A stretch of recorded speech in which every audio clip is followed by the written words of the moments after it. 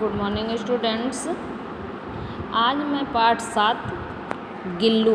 गिल्लू माने तुम लोगों को पता होगा, गिल्लू मीन्स होता है गिलहरी, जिसको हम गांव में गिलहरी कहते हैं, उसी का नाम गिल्लू है। गिल्लू ये चैप्टर जो है महादेवी वर्मा की रचना है। ठीक, कवियत्री जो है महादेवी वर्मा, उन्हीं की यह रचना है। इसकी मैं रीडिंग कर रही हूँ। बेटा तुम लोग वीडियो देख के इस चैप्टर को पुनः रीडिंग करना है। ठीक, इस चैप्टर का उद्देश्य क्या है? इस पाठ का उद्देश्य हमें जीवों के प्रति दया दिखाने और उन्हें संकट की स्थिति में सहारा देने के लिए प्रेरित करना है। मतलब हमें जीवों के प्रति कैसे दया दिखानी चाहिए और उन्हें जब कोई कष्ट हो तो हमें उन्हें उनका सहारा कैसा देना चाहिए। पाठ का सार है, छायावाद की महान कवित्री, छायावादी युग की महान कवियत्री महादेवी वर्मा द्वारा लिखित इस संस्मरण में वही संवेदनाएं महसूस की जा सकती हैं जो उनकी कविताओं में मिलती हैं। प्रस्तुत संस्मरण में लेखिका ने अपने और अपने पालतू गिल्लू के बीच के संबंधों का अद्भुत वर्णन किया है। एक साधारण छोटा सा प्राणी जो शायद बोलकर अपनी भावनाएं व्यक्त नहीं कर सकता, अपनी छोटी छोटी सी शरारतों से मानो सब कुछ कह जाता है। एक नन्हे से पशु जीव और मानव के बीच कितना अटूट संबंध हो सकता है, इस संस्मरण से स्पष्ट हो जाता है। मतलब गिल्लू ये कौन सी रचना है? ना कहानी है, ना नाटक है, ना कोई कविता है, यह संस्मरण है। ठीक, जो सोन जूही में एक पीली कली लगी है। सोन जूही मतलब एक पौधा है, उसका नाम है सोन जूही, उसमें एक पीली कली लगी है।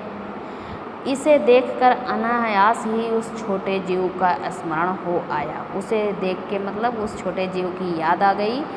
इस स्मरण माने याद।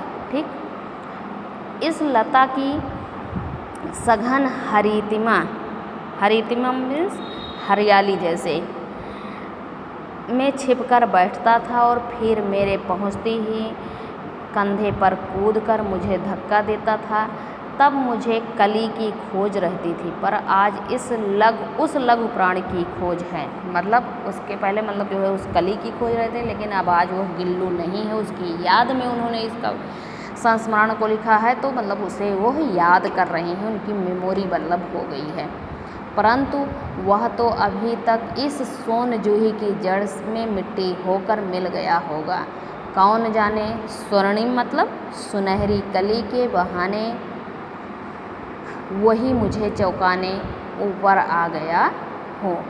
अचानक एक दिन सवेरे कमरे में बरामदे में आकर मैंने देखा 2 कौवे एक गमले के चारों ओर पौधों में छुआवल जैसा खेल खेल रहे हैं। मतलब कौवे काँव काँव कर रहे थे, तो उनकी आवाज़ सुन के जब महादेवी वर्मा अपने बरामदे में आई तो उन्होंने देखा कि गमले के चारों ओर पौधों में जैसे लग रहा हो कि छुआवल का खेल खेल रहे हैं। यह कागभूषुंड भी विचित्र पक्षी है। कागभूषुंड माने कौवा। ठीक, एक साथ समादरित, अनादरित, अति सम्मानित, अति अवमानित। ठीक, समादरित समान रूप से आदरणीय, फिर असमान रूप से आदरणीय मतलब जैसे अवमानित मतलब अपमान जैसे लग रहा हो कर रहे हैं। हमारे बेचारे पुरखे न गरुड़ के रूप में आ सकते हैं, न मयूर के, न हंस के। उन्हें पितर पक्ष में हमसे कुछ पाने के लिए काक बनकर ही अवतीर्ण होना पड़ता है। अवतीर्ण माने उतरना पड़ता है। इतना ही नहीं, हमारे दूरस्थ प्रियजनों को भी अपने आने का मधुर संदेश कर्कश स्वर में ही देना पड़ता है।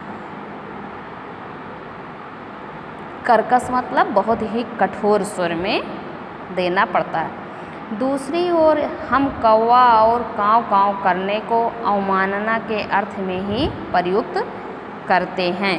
ठीक, अवमानना मतलब अपमान के रूप में ही प्रयुक्त करते हैं। मेरे काक पुराण के विवेचन में अचानक बाधा पड़ी। मेरे काक पुराण के कौवे के पुराण के विवेचन में अचानक बाधा पड़ी, क्योंकि गमले और दीवार की संधि में छिपे एक छोटे से जीव पर मेरी दृष्टि रुक गई। निकट जाकर देखा, गिलहरी का छोटा सा बच्चा है जो संभवतः घोंसले से गिर पड़ा है। और जब कौवे जिसमें सुलभ आहार खोज रहे हैं, और अब कौवे जो है उसमें अपना सुलभ मतलब आसानी से आहार सोच रहे हैं, मतलब कि उसको खा जाएं। काकदब्य